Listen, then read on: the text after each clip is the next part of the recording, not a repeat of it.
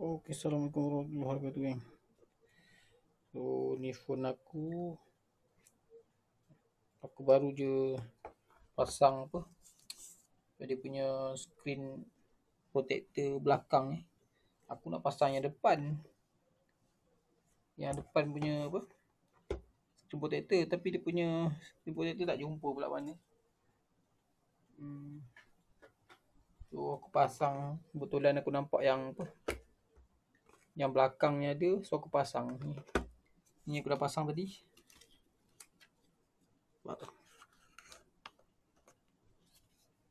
Tak adalah cantik sangat, boleh lah. Ni tinggal nak cabutkan dia punya ni, pak selapis ni.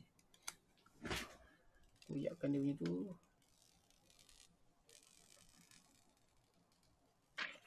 Okey. Ada angin sikit, geng. Adalah angin-angin sikit. Boleh lah.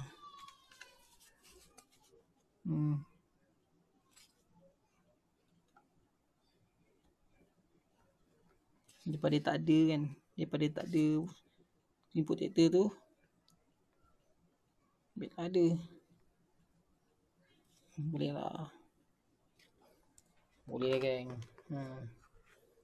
Daripada tak ada, kita letakkan dia sikit. Yang depan cari tak jumpa, mana pula punya screen protector tu. Sekejap aku cari sekejap.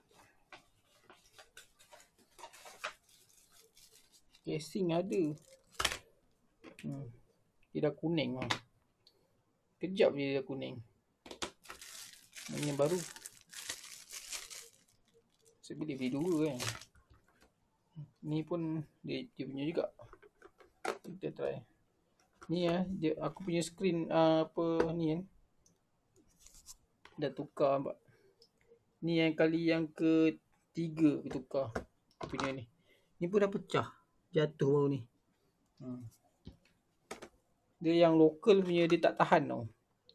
Dia tak macam original ni. Originalnya dia tahan. Oh, tak apalah, nanti dah jumpa pun aku pasang. Plan nak pasang yang depan, tapi tak jumpa pula, jumpa yang belakang. Pasang je lah yang belakang dulu. Alright. Nanti jumpa depan, baru pasang balik yang depan tu. Okey. Ya, geng. Ni bateri Realme. Aku dah tukar juga. Tapi bila tukar yang baru pun dia tak, bateri dia tak setahan yang original yang mula-mula tu lah. Dia tak macam bateri original mula-mula. Tapi boleh lah pakai. Cuma dia tak yang original dia ni. Alright, nantilah aku pasang.